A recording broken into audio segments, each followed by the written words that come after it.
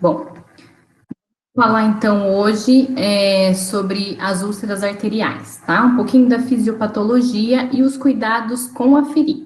Deixa eu só ligar aqui meu cronômetro para eu ficar de olho no meu tempo. Bom, eu não tenho conflitos de interesses, tá? Vamos começar falando um pouquinho sobre a anatomia do sistema arterial do membro inferior, né? Só para a gente relembrar um pouquinho as questões dessa rede arterial aí. A primeira artéria que se forma no membro inferior é a femoral, né? Então, ela tem origem na artéria ilíaca externa. Então, a gente tem a bifurcação da aorta, né? Depois vem a artéria ilíaca comum, que dá origem à ilíaca externa, e dessa dá origem à artéria femoral. A artéria femoral, ela vai acompanhando o nervo isquiático, ela desce pela face posterior do membro e ela termina em uma alça, e aí ela dá origem a 5 artérias digitais. Aqui está uma figura das principais artérias, né, do membro inferior. Então, a artéria femoral, como a gente falou, na parte posterior do membro, ela vai descendo, passa atrás do joelho, né, onde ela recebe o nome de artéria poplítea. Aí ocorre uma bifurcação, ela se transforma em artéria tibial anterior, posterior, artéria fibular, a plantar medial, plantar lateral, e tem as artérias dorsais. Chegando no pé, tem toda também a rede, aí elas já são, tem as de maiores calibres, mas tem as arteríolas, né? Então, como principal, a gente tem a artéria tibial anterior, na região dorsal do pé, e ela vai se ramificando e dando origem às arteríolas. Tem as arteríolas metatarsiais, dorsais, que elas vão irrigar os pododáctilos, e na região plantar do pé, a mesma coisa. Tem a tibial posterior, que vai se ramificando nas metatarsiais plantares, tá? Só para a gente relembrar um pouquinho da anatomia. E aí, essas artérias dos membros inferiores, elas são divididas em 3 tipos, tá? Elas são as elásticas, as musculares e as arteriolares. Elas vão se classificando conforme seu calibre, sua constituição e a função dessa artéria. As elásticas, elas são responsáveis por distribuir o sangue no organismo, tá? E elas têm as camadas íntima, média e adventícia. Já as musculares, elas são originadas da modificação das elásticas, e elas têm função de regular o fluxo sanguíneo compatível com a função da área que vai irrigar. E as arteriolares são as que possuem a espessura da sua parede um pouco menor que a sua luz, né? E aí, conforme vai avançando as ramificações, elas vão ficando cada vez mais espessas e mais simples, tá? Bom, vamos falar um pouquinho sobre a definição da insuficiência arterial. A insuficiência arterial, ela também é conhecida como doença arterial obstrutiva crônica periférica, doença arterial periférica oclusiva, insuficiência arterial periférica e arteriosclerose obliterante periférica. Então, todos esses nomes diz respeito à insuficiência arterial. E ela é caracterizada como? Pela diminuição do fluxo sanguíneo para os membros inferiores. Na grande maioria das vezes, é decorrente de obstrução mecânica, tá? E ela é classificada em aguda e crônica. Aqui eu trago a definição da Sociedade Brasileira de Angiologia.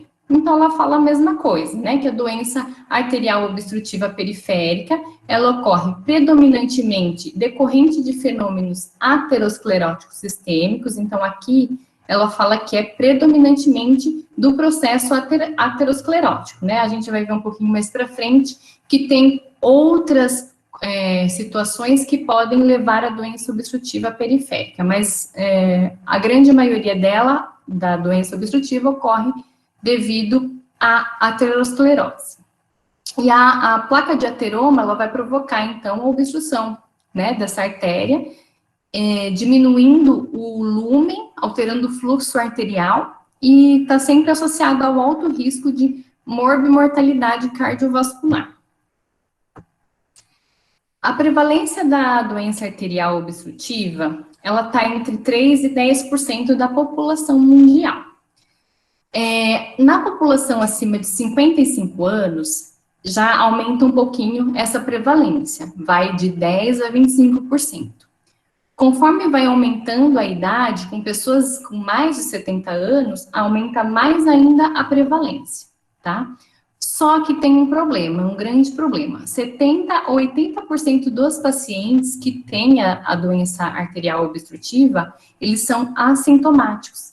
Então, fica bem difícil para chegar nesse diagnóstico, né? Porque quando o paciente tem uma obstrução arterial e tem sintomas, e tem queixa de dor, ele consegue nortear o profissional que está atendendo para poder fazer um exame físico mais detalhado e direcionado.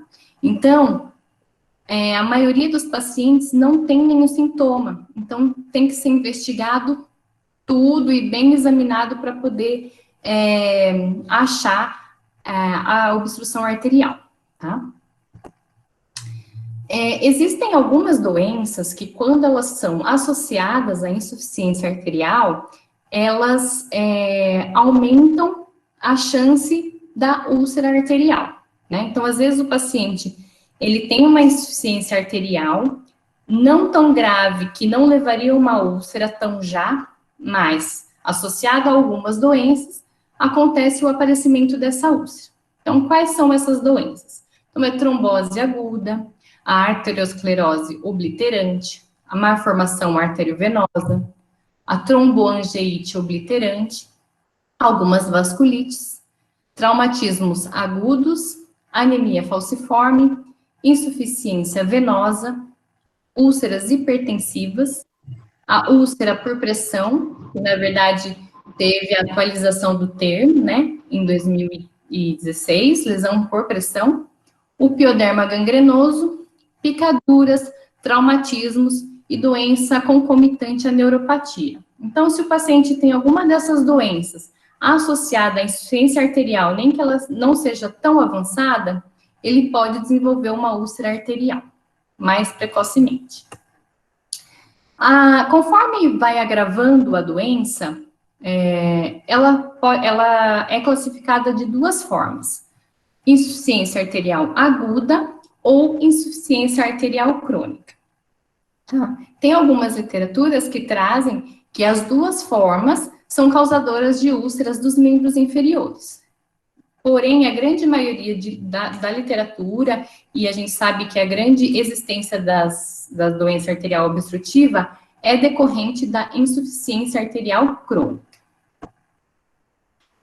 Uma das formas da insuficiência arterial crônica, ela é decorrente da aterosclerose, que é diferente da aterosclerose, né? A aterosclerose é o depósito de lipídios e gorduras na camada íntima da artéria.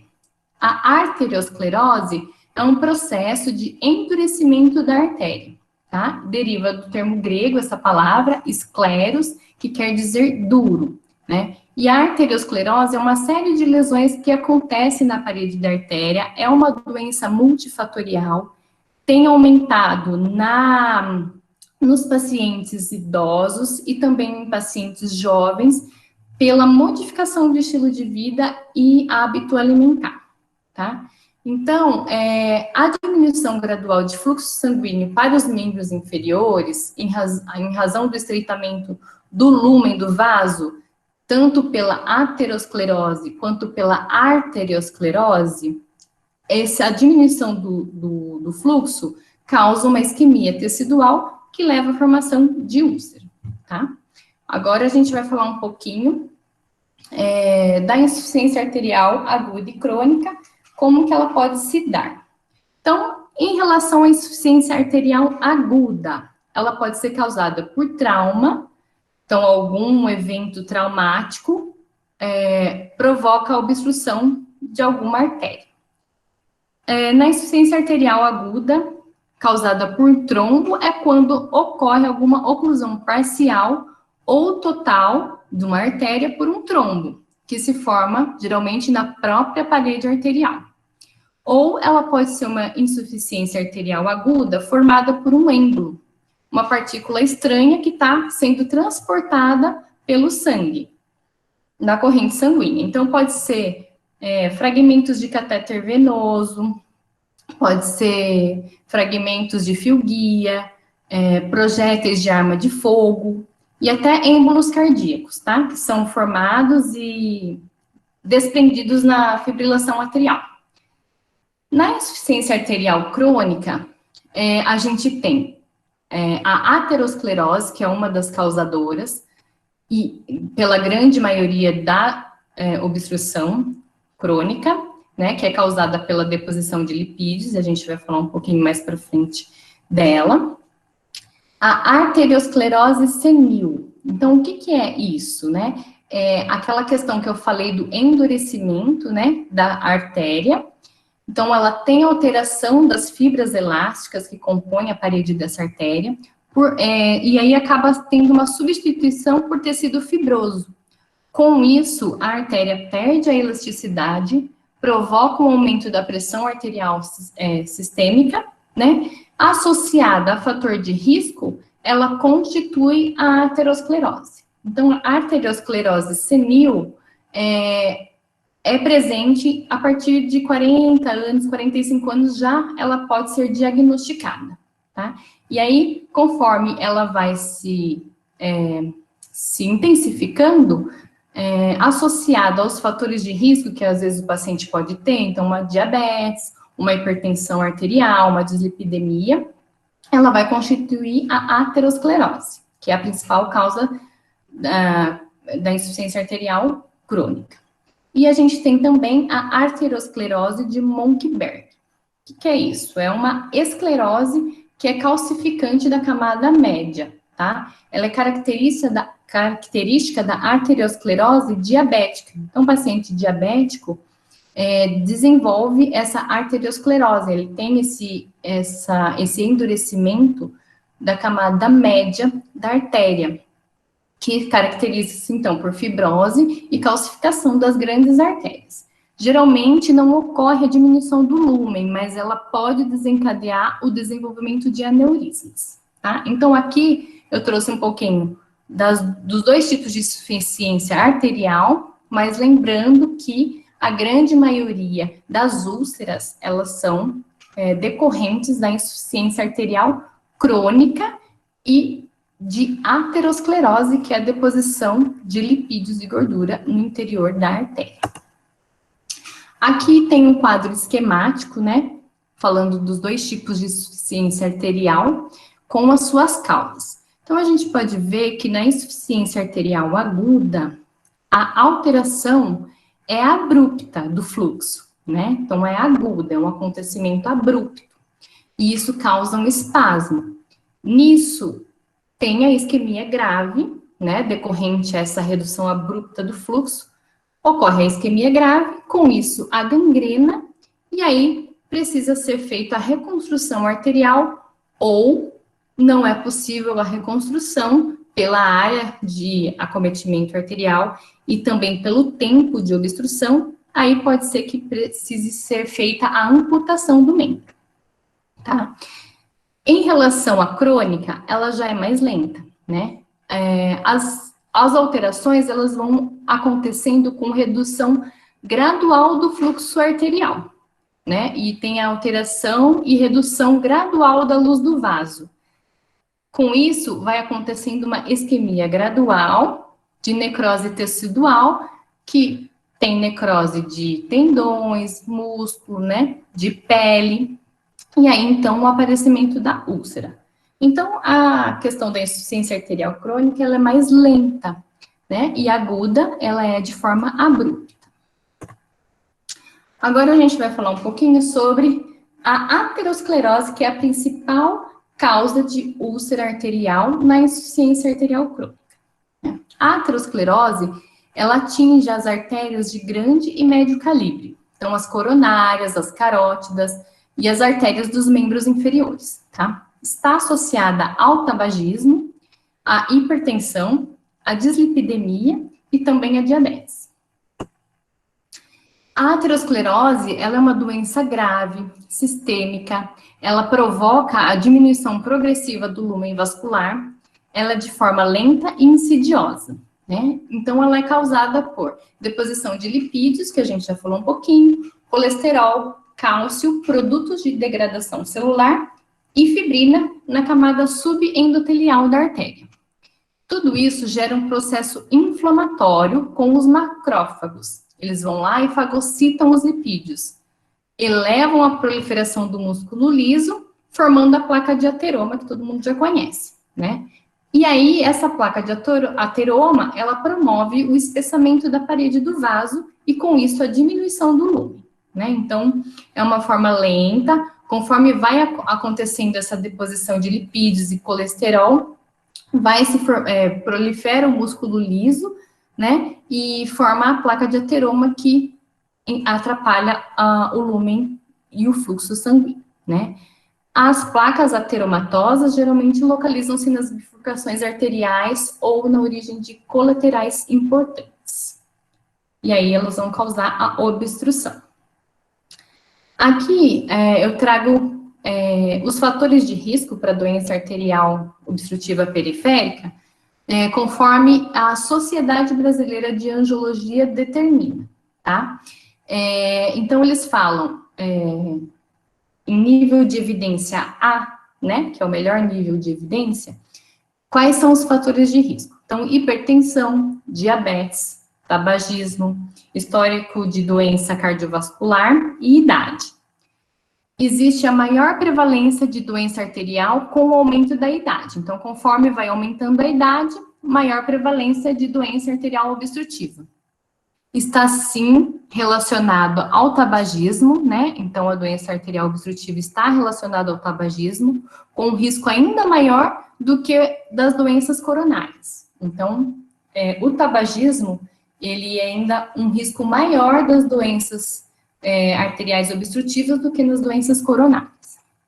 A hipercolesterolemia também é um importante fator de risco para a doença arterial obstrutiva periférica. E aí ele traz também que muitos estudos mostram que os pacientes com doença arterial obstrutiva periférica, fazendo tratamento com estatinas e redução ou controle do colesterol, foi relacionado com uma importante redução da mortalidade, podendo ainda modificar a evolução clínica da doença. Então, aqueles pacientes que aderem ao tratamento, participam do plano terapêutico e fazem certinho, tomam os remédios e controlam a alimentação, faz exercício, eles podem modificar a evolução clínica da doença. Então, pode ser que eles não venham apresentar úlcera, gangrena ou até uma possível amputação. Bom, conforme vai acontecendo as alterações agudas da obstrução arterial, o paciente entra numa síndrome isquêmica aguda e passa a apresentar alguns sintomas, sinais e sintomas, tá? Ele apresenta palidez no membro acometido, redução de temperatura, então o membro fica mais frio, diminuição ou desaparecimento dos pulsos periféricos, parestesia, diminuição ou ausência da sensibilidade, paralisia e contratura tipo pé equino. Então, quando acontece uma interrupção do fluxo de forma abrupta, de forma aguda, o paciente desenvolve a síndrome isquêmica aguda e, com isso, ele passa a ter esses sinais e sintomas, né? Membro frio, pálido, que nada mais é do que demonstra que não está chegando sangue oxigenado nessas regiões. Então, como não tem um fluxo bom estabelecido, o membro começa a ficar pálido, frio, os pulsos diminuídos, o paciente começa a não sentir, ter perda da sensibilidade, até paralisia e até contratura do pé equino. Agora, quando as manifestações começam a aparecer lentamente, né, e o paciente começa a sentir apresentar uns sinais e sintomas, ele apresenta uma síndrome isquêmica crônica. Então, quando a obstrução é de forma crônica, vai reduzindo o lumen da artéria e prejudicando o fluxo arterial, ele começa a entrar numa síndrome isquêmica crônica e apresenta esses sinais. Então, claudicação. Claudicação é o sinal e sintoma mais recorrente, o que os pacientes mais se queixam no quadro de doença arterial obstrutiva periférica. O que é claudicação? É dor, formigamento ou até cãibra, tá? Que os pacientes relatam, está sempre relacionada a exercício. Então, foi fazer uma caminhada ou até mesmo um exercício físico, depois do exercício começa a apresentar esses sintomas. Mas por que ele apresenta? Porque a demanda metabólica aumenta com a atividade. Porém, o fluxo arterial não é suficiente para atender essa demanda. Então, o paciente começa a sentir dor, ou formigamento, ou cãibra, tá? Essa claudicação, ela pode ser apresentada nas nádegas, na coxa, no quadril, na panturrilha e no pé, tá? Outro sinal é dor em repouso. Então, a dor em repouso, quando o paciente, geralmente, quando ele sente claudicação, ele repousa, a claudicação para, tá? Ela é só relacionada a um exercício físico ou alguma atividade que aumentou a necessidade metabólica. A dor em repouso, ela já é reflexo de uma obstrução arterial grave, tá? Quando o paciente sente essa dor em repouso, geralmente ele não aguenta nem que a gente toque o membro afetado, tá? Aumenta essa dor também com a diminuição de temperatura ambiente. Então, hoje, por exemplo, que está um dia super frio, os pacientes com obstrução arterial periférica apresentam mais dor, tá? E essa dor ao repouso. Como eles sentem essa dor em repouso, eles geralmente preferem ficar em pé, tá? Eles ficam em pé porque a gravidade ajuda no fluxo arterial e geralmente diminui a dor. Mas intensifica à noite também por conta do repouso, então bastante paciente se queixa e começa a dormir sentado, tá? Para ver se melhora a dor, porque nessa posição eles apresentam melhora da dor. Porém, se ele fica muito tempo sentado, ele tem um edema. E esse edema, ele atrapalha um pouco na avaliação e mitigação do histórico e dos sinais que o paciente pode apresentar, tá? Outro sinal é a neuropatia isquêmica. O que ele sente? É um formigamento, dormência ou queimação, tá? O paciente se queixa de algia ao longo de um nervo sensorial. Então, ele pode sentir formigamento, dormência ou queimação e dor ao longo de algum nervo sensorial. Outro sinal que o paciente apresenta é alteração músculo-esquelética, né? Então, como o fluxo arterial ele está diminuído, o oxigênio também para esses tecidos vai estar diminuído, né? Provocando alteração do metabolismo muscular. Então, não tem oxigênio, o metabolismo muscular vai alterar e, com isso, ele colabora para prejudicar a capacidade de andar do paciente, por exemplo, tá? Então, falta oxigênio, né? O metabolismo muscular sofre com isso, e aí acaba ficando em prejuízo e acarretando problemas na deambulação do paciente, ele não consegue mais andar como ele andava antes. Alterações na pele. Então, é outro sinal também que a gente pode observar na síndrome isquêmica crônica. O paciente apresenta, geralmente o membro afetado, pele fria, com diminuição de pelos ou ausência de pelos, pele friável, insensível, tá? A sensibilidade diminui, como a gente já tem falado. As unhas, elas são amareladas e também propensas à micose, e o membro geralmente fica úmido e frio. E aí, o outro sinal de síndrome isquêmica crônica é a gangrena, né? A gangrena, ela é essa lesão trófica, né? Que limita-se aos pododáctilos e à região de metatarso. Então, ela fica geralmente nos dedos do pé, né? E na região do metatarso. A gangrena, ela pode ser seca ou úmida e estar relacionada a edema e infecção. E o outro sinal da síndrome isquêmica crônica é a úlcera arterial, que a gente vai falar mais para frente um pouquinho, que são as lesões dolorosas e decorrentes também da obstrução arterial crônica. Tá. E aí, como que diagnostica um paciente com obstrução arterial?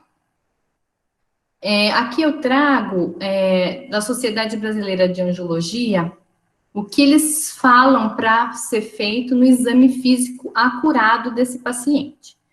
Então, ele traz que se o paciente, você vai examinar o paciente, então você tem que saber se tem claudicação intermitente, né? Então, geralmente é uma queixa do paciente ou não, né? Lembrando que 70 a 80% dos pacientes que têm a obstrução, eles são assintomáticos. Então, você pergunta da presença de claudicação. Pacientes sintomáticos e assintomáticos deve ser feita a ausculta das artérias femorais. Pacientes sintomáticos e assintomáticos deve ser feita a palpação dos pulsos das áreas da extremidade inferior. Então, palpar pulso femoral, pulso poplíteo, tibial anterior e tibial posterior. Só em pacientes sintomáticos, verificar a coloração, a temperatura do membro, a integridade da pele, do pé e também a presença de úlcera. Então, paciente assintomático, você deve ver a palpação dos pulsos e a ausculta das artérias. Pacientes sintomáticos, você vai avaliar o membro. Então, ver coloração, integridade, vai fazer palpação abdominal e ausculta em diferentes níveis. Também ver a presença de pele fria ou pelo menos um sopro e qualquer anormalidade palpável no pulso pode ser indicativo de doença arterial obstrutiva. Já a Sociedade Brasileira fala que o teste do tempo de preenchimento capilar, ele apresenta muita baixa acurácia diagnóstica para doença arterial obstrutiva periférica, tá? Então, ele não recomenda fazer o teste de tempo de preenchimento capilar, tá? Mas ele fala que precisa fazer esse exame físico bem acurado.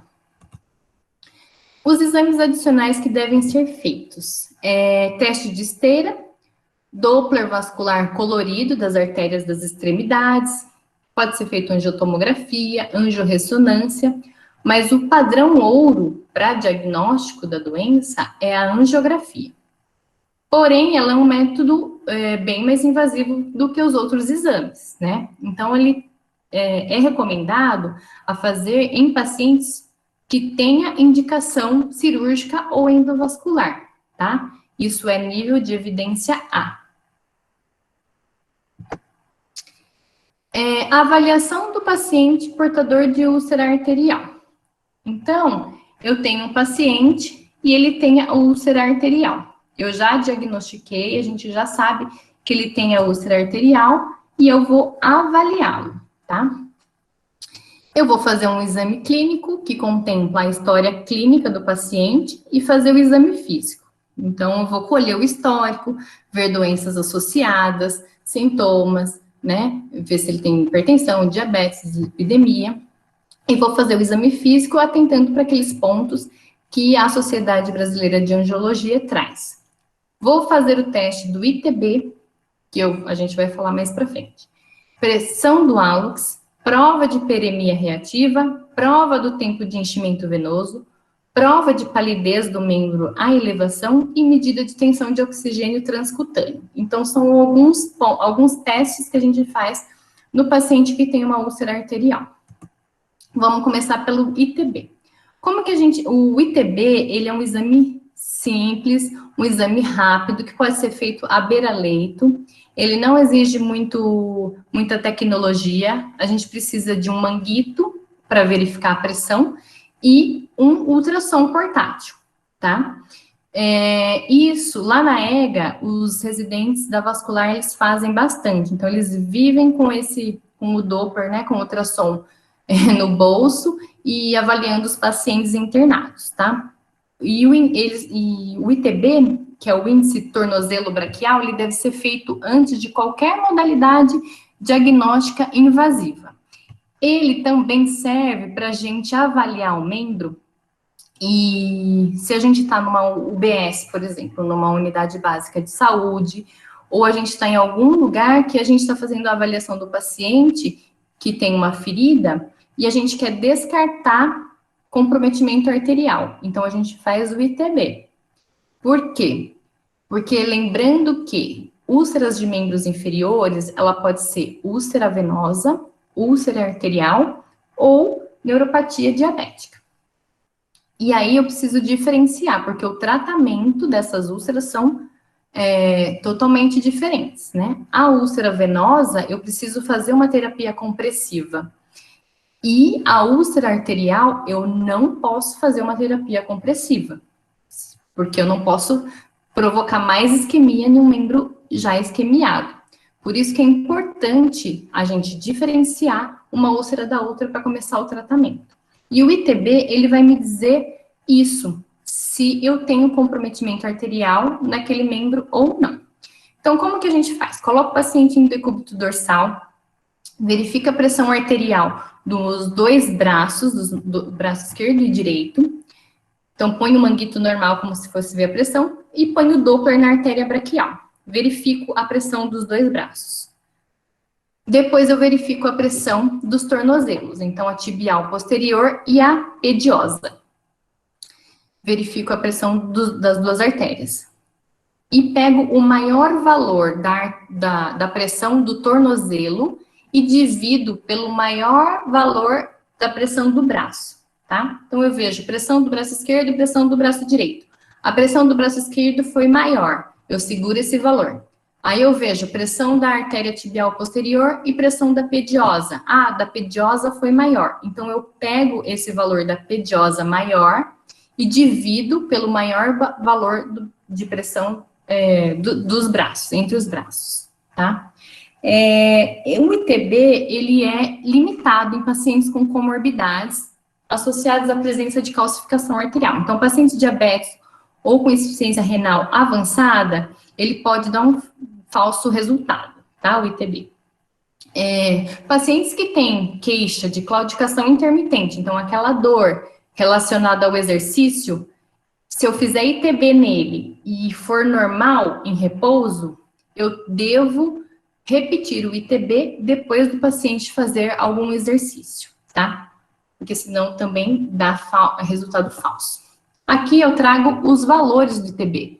Então, a Sociedade Brasileira de Angiologia fala, quando essa conta de dividir dos valores das pressões der entre 1 e 1,4, é um valor normal. Se esse valor der menor que 0,9, o paciente tem doença arterial obstrutiva periférica. E se esse valor der maior que 1,4, é provável calcificação dessa artéria, tá? Tem uma outra referência, né, da Eline Borges, que ela traz uma classificação mais detalhada. Então, insuficiência arterial do membro inferior igual a 0,9. Moderada, de 0,6 a 0,8. Grave, igual a 0,5. E isquemia crítica menor que 0,4, tá? Então, esse TB é feito à beira-leito, o custo dele é muito baixo e ajuda nós, enfermeiros, que nós podemos fazer esse teste para diferenciar o tratamento de uma úlcera, né? Ver a etiologia da ferida e tudo mais. Ou pode ser também uma úlcera mista, né? Se a úlcera for mista, eu também... Tem alguns vasculares que até recomendam uma compressão leve, mas precisa ser visto com muito rigor, tá? O outro teste é a pressão do hálux. Então, é vista a pressão do hálux junto com o Doppler e um cuff para o dedo, e aí se a pressão der menor ou igual a 30 milímetros de mercúrio, indica isquemia crônica. A outra prova é de hiperemia reativa. né? A gente deixa o paciente em decúbito dorsal, eleva os dois membros fazendo um grau de 45 a 60 graus em relação ao leito, mantém os dois membros elevados por 1 minuto e observa a coloração novamente. Nos pacientes que não têm obstrução arterial, ocorre uma discreta palidez, tá? Aí a prova é negativa. Mas nos pacientes com isquemia, a coloração ela fica bem pálida, quase cianótica, e a gente sempre tem que fazer a comparação com os dois membros, tá? E aí, se ela apresentar essa coloração pálida-cianótica, é uma prova positiva para obstrução arterial. Outra avaliação é a do enchimento venoso, né? Que a gente viu lá que eles falam que o tempo de enchimento não é muito, não tem muita acurácia, mas dá para fazer essa prova também. O paciente está deitado, depois você pede para o paciente colocar os dois membros para baixo, né? Na cama ou na poltrona. Com os membros pendentes, você vai observar o tempo que vai encher as veias e voltar à coloração do pé. O tempo normal é de 12 segundos, numa temperatura ambiente de 30 graus, né? Quanto mais grave a isquemia, mais tempo vai demorar para esse enchimento das veias e a coloração também vai demorar mais para voltar. Pacientes com varizes também pode levar a erro de interpretação nessa avaliação. E também tem a prova de palidez do membro à elevação. Então, ela é na sequência dessa prova de tempo de enchimento venoso. Você pede para o paciente colocar os pés para baixo, fica observando o tempo de enchimento. Ainda então, com o membro pendente, você observa novamente o pé mais isquêmico. E o pé mais isquêmico, ele vai ficar mais vermelho em razão do aumento da vasoplegia. Então, o paciente está deitado, você pede para ele pôr os dois pés para baixo, avalia o tempo de enchimento e deixa mais um tempo lá. O membro isquêmico vai ficando cada vez mais vermelho, tá? Você pode fazer essa avaliação também. E tem a medida de tensão de oxigênio transcutâneo, que é feita por eletrodo, tá? A nível de capilar, cutâneo, mas a sua medida é um pouco indireta, tá? Porque por causa da perfusão da pele, porém ele tem um valor preditivo positivo, de 77% a 87% para classificar pacientes com isquemia grave. Então, esses são os testes de avaliação do paciente portador da úlcera. E eu tenho 2 tipos de tratamento da doença arterial obstrutiva periférica. O tratamento clínico, que é através de medicamentos, então o paciente toma agregantes plaquetários e estatinas, é todo orientado em cuidados com os pés, né, por conta de evitar os traumas que podem ser da abertura aí para originar uma úlcera. Controle, né, dos fatores de risco, então controle das doenças associadas, hipertensão, diabetes, dislipidemia, cessar o tabagismo, né, que é bastante importante, que a gente viu já que ele tem uma estreita relação aí com a doença arterial obstrutiva, e estimular o paciente a fazer caminhadas. Mas aí a gente pensa, né, nossa, mas esse paciente está com obstrução, né, a gente vai incentivar ele a caminhar? Sim, ele deve caminhar no plano, né, e essa caminhada, ela faz a formação do ácido lático, e o ácido lático, ele aumenta a circulação colateral, e aí, com isso, diminui a dor da claudicação, tá? E o outro tipo de tratamento da doença arterial obstrutiva periférica é o tratamento cirúrgico, e aí é a revascularização. Como acontece a revascularização? Através de procedimentos endovasculares, que é a angioplastia, então colocação de stent, farmacológico, não farmacológico, ou a realização de enxertos, que é a cirurgia de bypass, a cirurgia convencional, ou até a amputação nos casos extremos que não tem como reverter, tá? Então, a gente viu que tem estudos dizendo que o paciente, quando usa corretamente os medicamentos, controla a diabetes, hipertensão e o colesterol, ele tem uma boa preditividade aí da doença, tá? Ele não pode desencadear uma úlcera ou até uma amputação. E o tratamento da doença arterial obstrutiva, se não for controlado clinicamente, ele evolui para tratamento cirúrgico, tá? De revascularização dessa artéria. Bom, vamos passar para úlcera arterial. Deixa eu ver aqui quanto tempo eu tenho. Peraí. Pode ficar tranquila, Carolina, quanto ao tempo, viu? Tá. Bom, a úlcera arterial a gente já conversou então como que ela é causada, né, pela insuficiência arterial. Majoritariamente, então a grande maioria é pelo quadro de aterosclerose, tá? E que acontece então esse estreitamento do lúmen e o membro acaba não sendo irrigado com fluxo ideal. Quando a gente vai avaliar uma úlcera arterial, assim como qualquer outra ferida, a gente tem que ter claro a etiologia da ferida, então buscar a causa dela, verificar a localização, ver a forma e o tamanho, então fazer a mensuração dessa ferida, então comprimento, largura e profundidade, avaliar a pele periferida, que é a pele em volta da ferida, avaliar a questão do exudato, então quantidade, odor, coloração do exudato, quantidade e aspecto do tecido necrótico, e se tem presença de colonização crítica ou infecção, e o relato de dor do paciente nessa lesão. Aqui tem algumas características da úlcera arterial. Então, lembra que eu falei que as úlceras dos membros inferiores, elas podem ser arteriais, venosas, mistas ou decorrente da neuropatia diabética, né?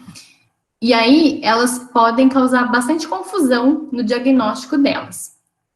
Mas cada uma tem algumas características que dá para a gente diferenciar. Lógico, depois de uma avaliação, coletado histórico, um exame físico rigoroso, a gente consegue determinar algumas características que são claras, assim, da úlcera arterial. Então, como localização, geralmente a úlcera arterial... Ah, desculpa, a gente está faltando um L aí, mas é úlcera arterial, tá? A localização fica geralmente, então, nos dedos, no calcâneo, na face dorsal do pé. O tamanho, geralmente, ela é pequena, ela é de pequena a média extensão, ela geralmente não é muito grande. As bordas, elas são regulares, a gente consegue ver bem o formato da borda certinho. O fundo, geralmente, é pálido pela própria falta de oxigênio e irrigação ali arterial. Tem pouco tecido de granulação, ela geralmente, de profundidade, é rasa, podem ser média ou profunda. Geralmente tem pouco exudato. O edema, geralmente é ausente, mas pode estar presente naquele caso que a gente falou, que o paciente, às vezes, só consegue ficar com o pé pendente por conta da dor, e aí ele pode apresentar edema devido à posição que o paciente sempre fica. Os pulsos, então, do membro estão fracos ou ausentes, né? A dor, ela pode ser intensa, ela é intensa e geralmente não cede com analgésicos. Os pacientes da vascular sempre tem bastante analgésico na prescrição, mas a grande maioria precisa fazer o uso da morfina, tá? E a dor, como a gente falou, aumenta com frio e aumenta com a elevação do membro à noite. A pele ao redor da ferida é pálida, fria, cianótica ou rubra e geralmente não tem pelos, né? Pela própria falta de irrigação ali do sangue oxigenado. Aqui tem alguns diagnósticos que cabem aos pacientes com úlceras arteriais, né? Porque as úlceras arteriais são feridas crônicas. Esse é um material da Sobest que eles fizeram de diagnósticos e intervenções de enfermagem. Então, eles colocaram esses diagnósticos como aos pacientes de feridas crônicas. E aí, a úlcera arterial encaixa-se nesse cenário, né? Ele pode ter o diagnóstico de comportamento de saúde propenso a risco de infecção, integridade tissular prejudicada, dor aguda, mobilidade física prejudicada, perfusão tissular periférica ineficaz, risco de desequilíbrio do volume de líquidos, nutrição desequilibrada, menos que as necessidades corporais, integridade da pele prejudicada, volume de líquido excessivo. Tratamento da úlcera arterial. A gente tem que lembrar que qual é a causa da úlcera arterial? É a obstrução. E o tratamento da úlcera, na verdade, é a revascularização do membro. Enquanto eu não revascularizar esse membro, essa ferida não vai cicatrizar, tá? Mas o que eu posso fazer, então? Eu preciso deixar a ferida limpa e avaliar o uso de cobertura. Aqui eu trago a recomendação da Sociedade Internacional de Estomaterapeutas sobre o debridamento da ferida. Então, ó, ele fala que tem que considerar a revascularização e a remoção cirúrgica do tecido necrótico de uma lesão infectada em perna isquêmica. Então, não tem evidência de debridamento instrumental da ferida de úlcera arterial, tá? Porque eu tenho já um membro isquêmico e eu não posso ir com um bisturi lá à beira-leito fazer uma remoção de um tecido inviável, tá? Então, tem que ter a revascularização do membro e eles recomendam a remoção cirúrgica do tecido necrótico, tá? Para manutenção do membro. Eu posso sim fazer um desbridamento, porém autolítico ou enzimático, tá? Em situações clínicas bem selecionadas. Naquele que apresenta o tecido necrótico macio, então aquele esfacelo, né? Aquela necrose amolecida, eu posso usar o desbridamento autolítico e enzimático. O que seria autolítico? Aquele debridamento que dá umidade à ferida, né? E aí ele dá umidade e o tecido ele vai se soltando, o tecido desvitalizado. Ou enzimático, que é o uso da papaina, tá? E ele fala, não desbridar escaras estáveis e negras, até que o estado de perfusão seja determinado. Então, gangrena e escaras estáveis não deve ser debridada. Cobertura, a gente sabe que tem uma variedade no mercado, né? A gente tem que fazer uma avaliação completa do paciente e ver as características da lesão e então escolher uma cobertura. Porém, é aquilo que eu falei, se não tiver a revascularização do membro, não adianta eu usar uma cobertura naquela ferida, uma cobertura cara, uma cobertura que exige um investimento grande, né? Porque o membro não está revascularizado, não vai chegar oxigênio para ajudar na cicatrização. Aqui eu trago outras recomendações, então, da Sociedade Internacional. Ele fala que tem que monitorar cuidadosamente a tentativa de utilização de coberturas úmidas, né? Manter seca a lesão isquêmica, não infectadas, com escara estável. Então, aquela escara estável, seca, eu não preciso deixar ela úmida. Não deve usar antibiótico tópico para tratar as lesões isquêmicas, tá? Porque pode desenvolver resistência ou reação de sensibilidade. E encaminhar para avaliação do vascular quando houver falhas na resposta ao tratamento. Como a gente faz no HC? Então, terapia tópica da úlcera arterial no HC. A gente estimula o processo autolítico, então a gente utiliza o hidrogel, né? Então, como vocês podem ver nessa figura aí, ele vai dar umidade, né? Vai hidratar a ferida, fazendo com que seja fácil a remoção do tecido desvitalizado. Mas esse desbridamento, ele vai ser feito mecânico, tá? Então, com a gaze ou com a instilação de soro, com seringa, né? Que ele faz uma pressão que acaba fazendo um debridamento mecânico, tá? A gangrena seca, ela prévia a revascularização, então o paciente chega lá, não fez revascularização ainda. A gente usa soro fisiológico, a gente usa AGE óleo só se houver exudação, e aí a gente usa a cobertura seca, tá? Essa gangrena não deve ser debridada.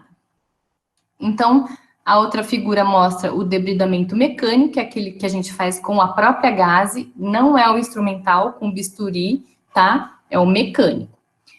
E aí, após a revascularização, o que acontece com aquela placa necrótica seca, né?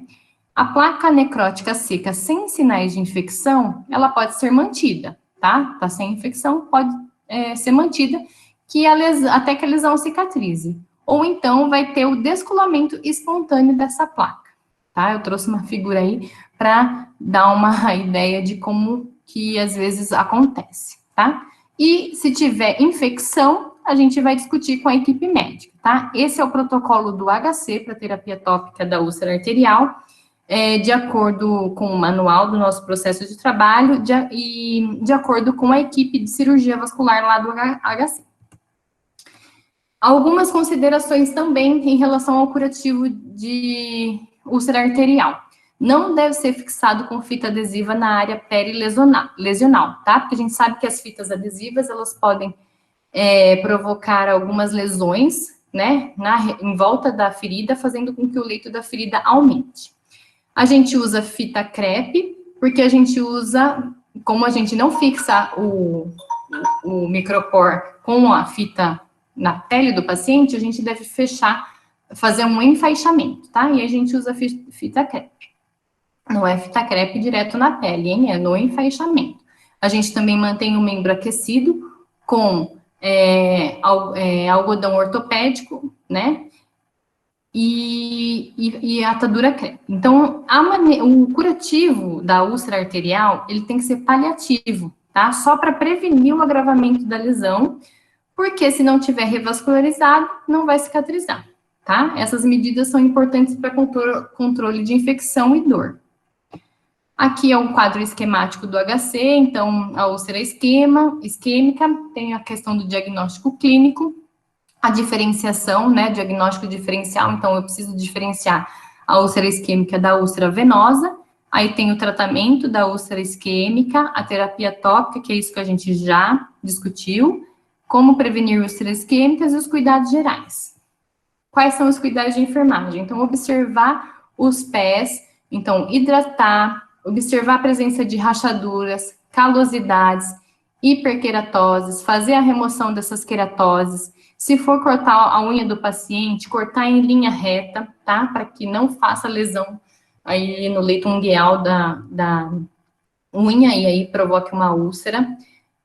Proteger as proeminências, tá? Porque o paciente isquêmico tem já a dificuldade aí da circulação do sangue arterial, então, para evoluir para uma lesão por pressão, eu preciso proteger essas proeminências, tá? Do atrito e do cisalhamento.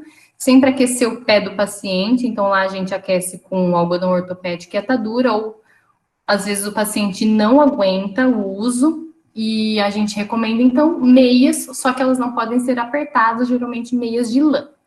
E não pode colocar bolsas térmicas ou fazer escaldapés por conta da redução da sensibilidade, pode causar queimaduras. Como que deve ser feita a prevenção? Orientar para o paciente, né?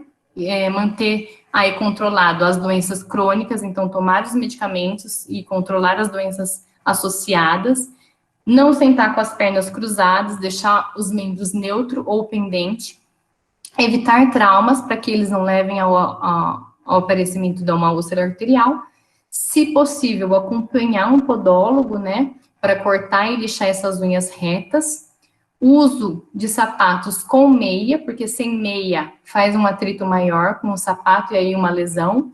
E aí, sapatos adequados, confortáveis, bicos largos, dando a preferência a sapatos adaptados. Não usar sandálias, que o pé fica mais exposto a ferimentos. Não andar descalçado. Reduzir pressão no tornozelo, dedos e outras proeminências ósseas. Andar regularmente até o limite da sua tolerância. Então, lembrando que quando eles andam, pode apresentar a claudicação. E abandonar o tabagismo, que está muito relacionado à doença arterial obstrutiva. Bom, é isso. Trago minhas referências. Aqui o meu contato para quem interessar. E é essa a minha apresentação. Carolina, foi ótimo. Muito obrigada pela aula. Acho que ela ficou muito clara para todo mundo. Aí fizeram uma pergunta. Se tiverem mais dúvidas, pessoal, vocês podem colocar aqui no chat que a gente realiza. Posso falar a pergunta que deixaram a dúvida? Pode falar. No diagnóstico da doença arterial obstrutiva crônica, o que avaliar na palpação abdominal e ausculta?